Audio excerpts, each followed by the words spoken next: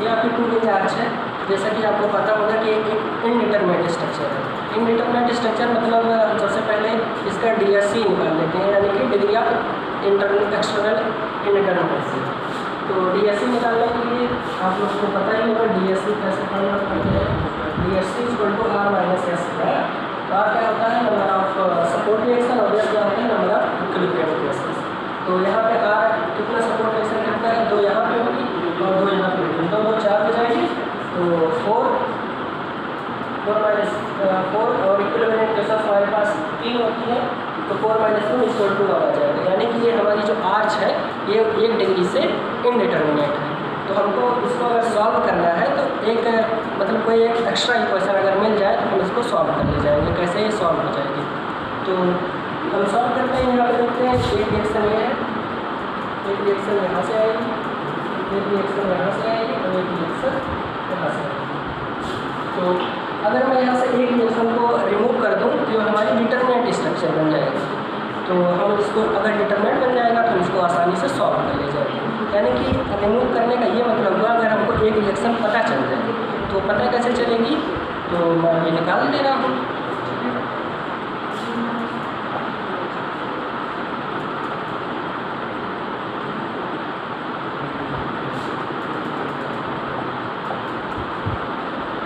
तो मान लीजिए कोई लोड यहाँ पे लगा हुआ है, कोई लोड है,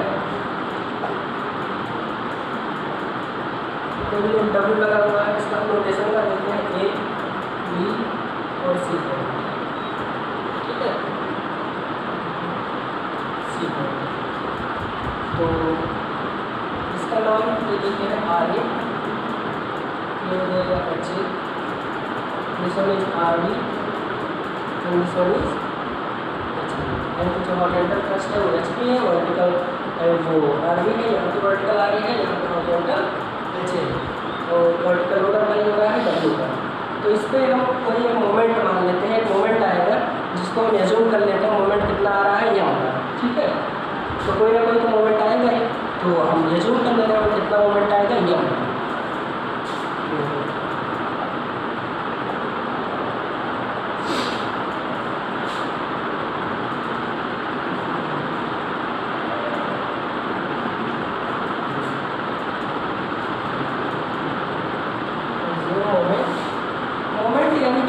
बीम मोमेंट भी बोलते हैं, यानी कि बीम के जैसे भी अगर ये बीम होती तो उसमें मोमेंट कितना आता है। बीम होने का मतलब ये हो गया कि हॉरिजॉन्टल थ्रस्ट को अगर हटा देंगे तो एज ए बीम रिएक्ट करेगी। यही तो अंतर होता है हमारे बीम और आर्च में। बीम में क्या होता है कि हमारा कोई वर्टिकल लोड आता है और वर्टिकल रिएक्शन आती है, जबकि आर्च में क्या होता है हमारा हॉरिजॉन्टल थ्रस्ट भी आता है जो हॉरिजॉन्टल रिएक्शन देता है, जिसके कारण हमारा मोमेंट की वैल्यू कम हो जाती है। तो मान लेते हैं इसमें बीम मोमेंट जो आएगा उसकी वैल्यू जो होगी वो क्या होगी, ठीक है।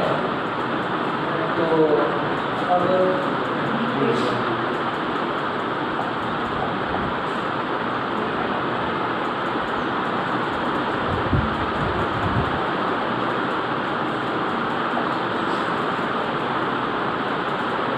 टोटल मोमेंट कितना आ जाएगा? अगर मान लीजिए मैं इस पॉइंट पे निकालता हूँ,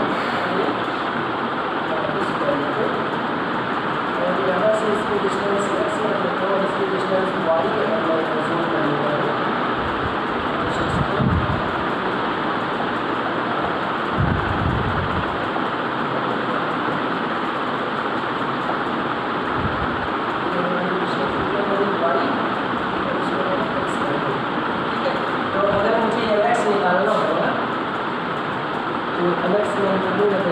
यहाँ से मैंने एक तो आपको पता ही दिया है, इसको मैंने रिमूव कर दिया है, तो हमारा ये क्या बन गया है, डिटरमिनेंट स्ट्रक्चर बन गया है। और हम इसको रिमूव कर सकते हैं, तो ये रोलर सपोर्ट बन जाएगा,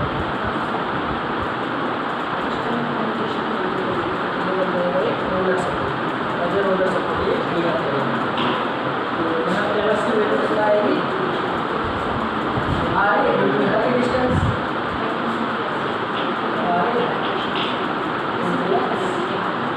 और फिर एच का y माइनस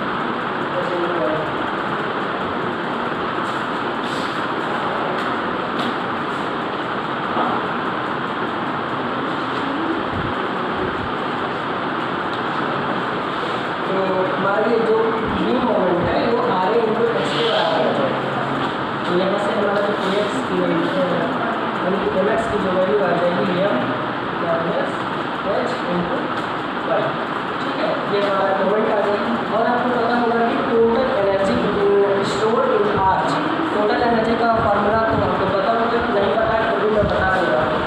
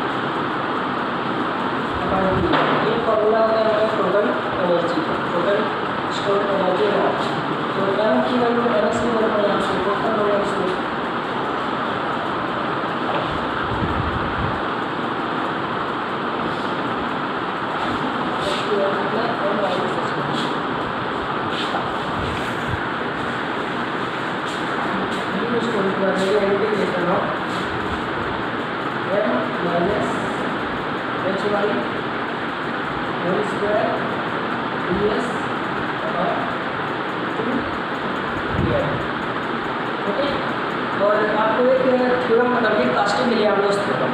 कास्टिग्लियानोस की जो फर्स्ट थ्योरम होती है वो कहती है अगर आपको कहीं पे डिफ्लेक्शन निकालना है, यानी कि अंतर निकालना है एक सपोर्ट से या फिर कहीं से भी किसी भी पॉइंट पर डिफ्लेक्शन निकालना है, तो उसकी जो एनर्जी होती है अगर उस लोड के रिस्पेक्ट में अगर उसको आप डिफ्रेंशिएट कर देंगे तो उस पॉइंट पर डिफ्लेक्शन पता चल जाता है।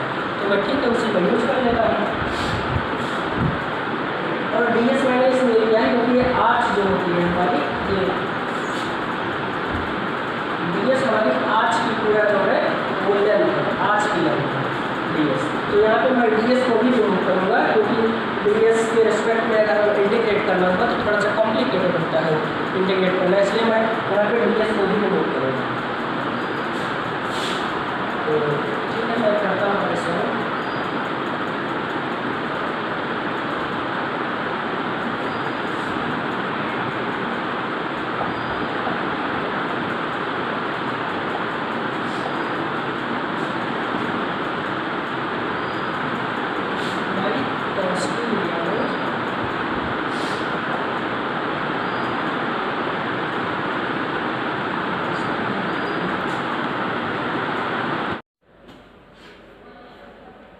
तो ठीक है, मैं इसको डिफ्रेंशिएट करता हूँ इस इक्वेशन को किसके रिस्पेक्ट में, एच के रिस्पेक्ट में, क्योंकि हमको जो हॉरिजॉन्टल थ्रस्ट निकालना है वो यहाँ पे निकालना है।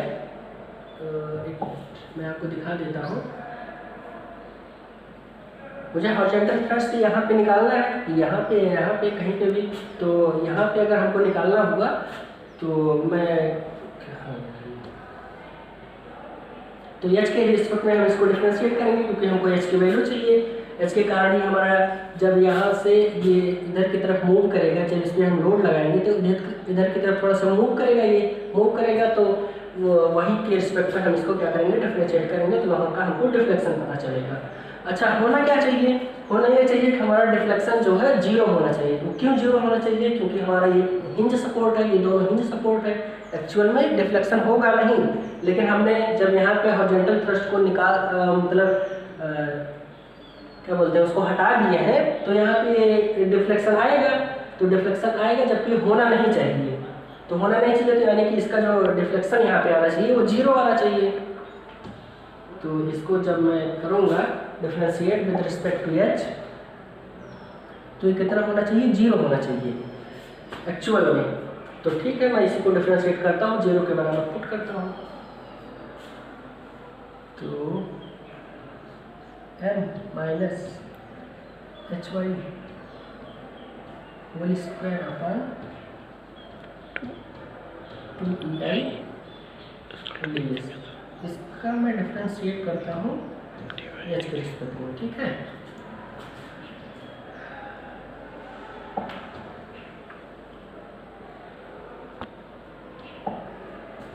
तो इसको मैं सबसे पहले खोल लेता हूँ, मतलब पूरा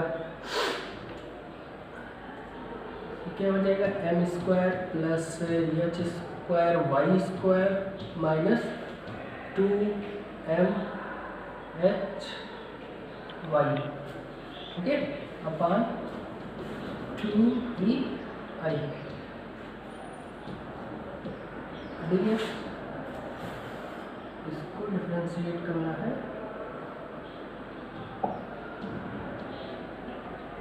एच के रिस्पेक्ट में।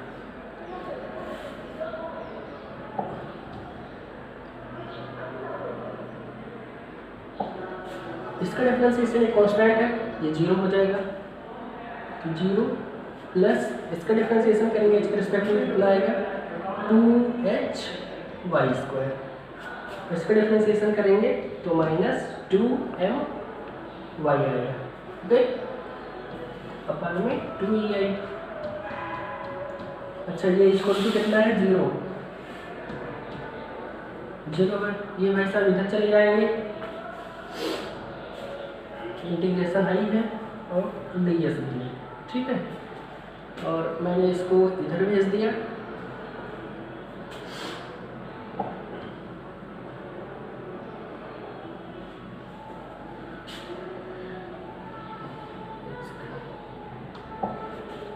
तो आएगा ये 2h Y square minus ds 2m Y ds, ये इधर गया 0 हो जाएगा, इसको टू 0, ठीक है। अब इसको मैं उधर भेज देता हूँ, तो क्या आ जाएगा इंटीग्रेशन ऑफ, अच्छा 2 से 2 कैंसिल आउट हो जाएगा,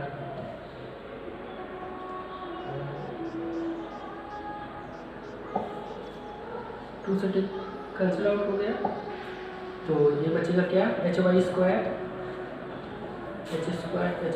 equal to integration of M Y D S. तो मैं यहाँ से एच हमारा तो कांस्टेंट रहेगा, तो एच की वैल्यू निकाल लेता हूँ,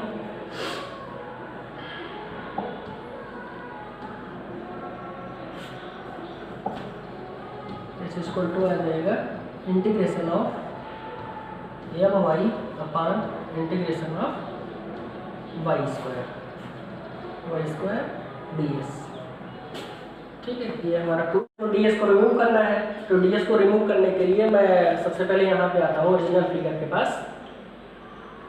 ये यहाँ पे देखिए, यहाँ पे D S equal to 2d E I है, तो ई आई को हम कंसिडर करेंगे I equal to I C sec theta. I C क्या है, आई सी यहाँ का मोमेंट ऑफ इनर्शिया है, आई सी यहाँ का क्राउन का, ये जोमेट, ये अब आपको अच्छे से दिख रहा होगा, आईसी जो है, आईसी यहाँ का मोमेंट ऑफ इनर्शिया है, तो यहाँ के रिस्पेक्ट में अगर मान लीजिए हमारा मोमेंट ऑफ इनर्शिया चेंज भी हो रहा है, तो यहाँ के रिस्पेक्ट में हम जैसे जैसे जहाँ मतलब जाएंगे थीटा के रिस्पेक्ट में, तो आईसी से थीटा के रिस्पेक्ट में वो चेंज होता जाएगा, जबकि आईसी यहाँ का कांस्टेंट रहेगा। तो आई अगर हमारा चेंज भी हो रहा है तो फिर भी हम उसको कैलकुलेट कर सकते हैं। तो यहाँ से मैं लिखता हूँ आई इक्वल टू, यहाँ पे एज्यूम करता हूँ I equal to I C sec theta, okay. और एक मैं स्मॉल सेगमेंट पे कंसिडर करता हूँ, मान लीजिए यहाँ से ये हमारी डिस्टेंस मान लेता हूँ डी एक्स है, और एक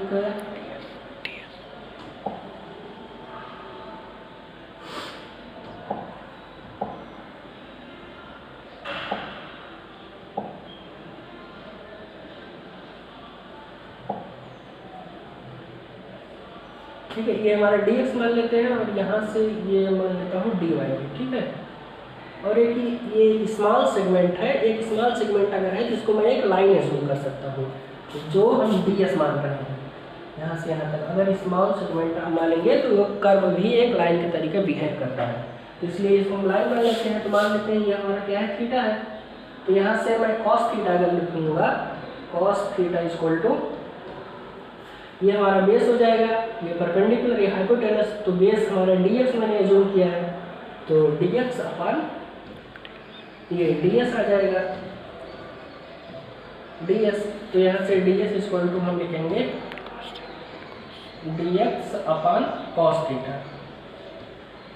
थीटा, जो हो जाएगा dx इंटू सेक थीटा, और अपन cos theta equal to sec theta होता है, तो ds की वैल्यू हम क्या लिख सकते हैं, dx सेक थीटा, और i की वैल्यू हम क्या लिखेंगे, ic सेक थीटा। तो आइए मैं यहाँ पे पुट करके दिखाता हूँ आपको।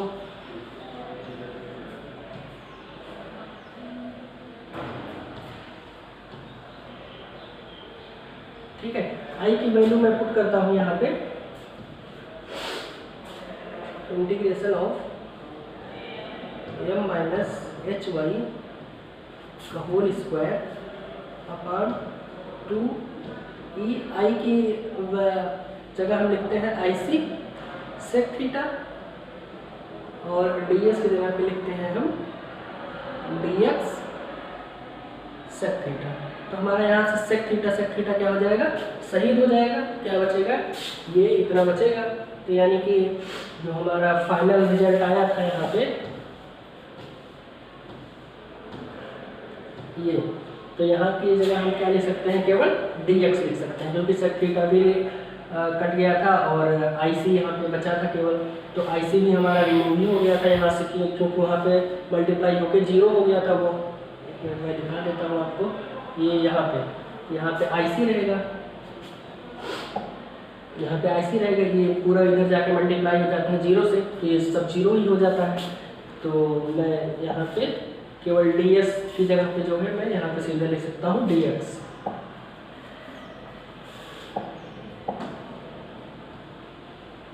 यानी कि h इक्वल टू आ जाएगा integration of my upon integration of y square, यहाँ भी रहेगा dx और ये भी dx के रिस्पेक्ट में इंटीग्रेट होगा। बस, थैंक यू।